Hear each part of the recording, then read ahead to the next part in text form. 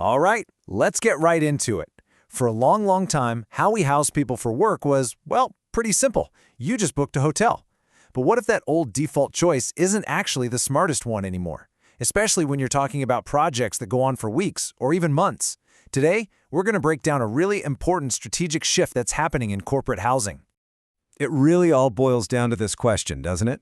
Because for a lot of companies, the actual true cost of housing their teams isn't some neat little line item on a budget. Oh no, it's scattered all over the place, hidden in expense reports, and that leads to some serious financial headaches. And as we're about to see, it's a direct hit to your team's performance. You know, for decades, hotels were just the standard. Nobody questioned it. It was easy, it was familiar, and hey, it seemed to work just fine. But the way we work has changed.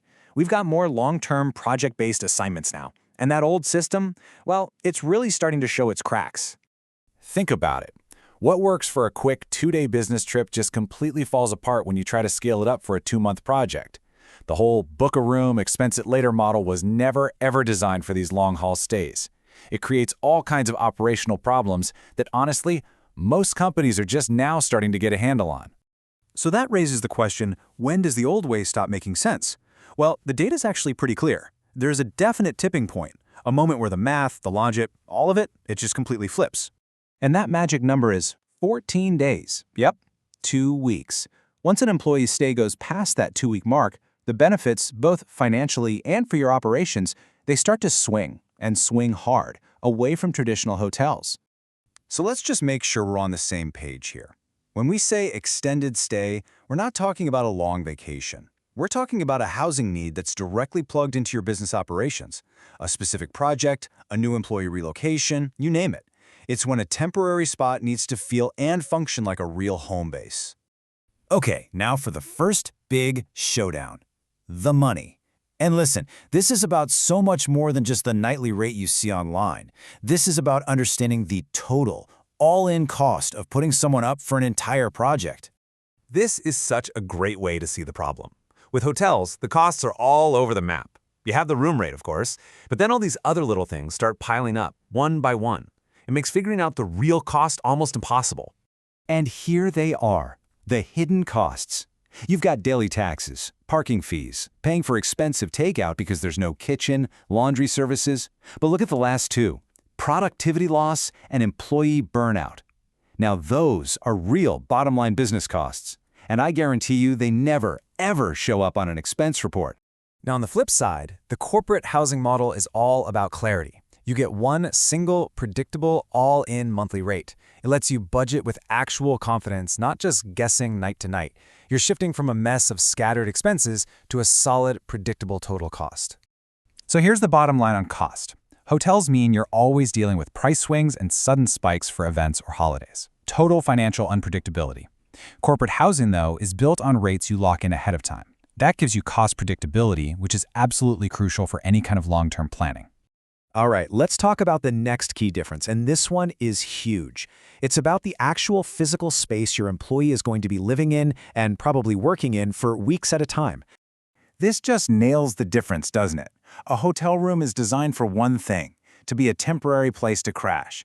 A corporate residence, on the other hand, is designed to be a functional space where you can actually live your life. And you can immediately see why this matters so much. I mean, trying to work, eat, and unwind all in one cramped little room for a month, that is just not sustainable. It's a direct line to that productivity loss and burnout we were just talking about. There's just no separation. Now compare that to this. A real residence gives you separate areas. You get a place to work, a kitchen to cook normal meals and keep a routine, and, so importantly, a space to just decompress and turn off your brain. This isn't about luxury, this is a basic requirement for anyone to perform at their best over time. And that brings us to the ultimate payoff. Because having a better space and predictable costs, well, those aren't just nice little perks. They translate directly into a real, measurable performance advantage for your company. I absolutely love this quote because it completely reframes the whole conversation. Choosing where your team stays isn't just a logistical task of finding a bed, it's a strategic decision that has a direct impact on the quality of their work and, ultimately, the success of the entire project. So how does this actually work? Well, it's a pretty simple chain reaction. First, you provide a stable living environment. That stability lets people maintain their normal routines, which in turn helps them focus on their work. And what happens when you have a team that's more focused and less stressed? You get higher performance. You get consistency. It's a straight line from a good home base to a winning project. So when you put all these pieces together, you realize this isn't about just picking a different building. This is a fundamental shift in strategy. It's about treating housing not as some random expense, but as a core piece of your operational infrastructure. And this right here is the key takeaway. Housing instability creates business instability. Simple as that. If your team is stressed about where they're living or just worn down by a long hotel stay, that instability is going to bleed right into their work. The smartest companies get this. They plan for housing with the same seriousness as they plan for anything else critical to their business. It's not an afterthought. And look, this isn't just some theory. It's already happening. We're seeing this massive shift in industries that live and die by long-term projects. Construction, energy, healthcare staffing, engineering. They get it. They know that keeping a project on time and on budget means keeping their people stable, focused, and ready to perform. So we'll end on this. The conversation is fundamentally changing. The old question was tactical. Where can we find some rooms? The new question is strategic. How do we house our people in a way that helps us win? It's a move from just booking rooms to building a system that supports your people and drives better business outcomes. So you have to ask yourself, which question is your organization answering?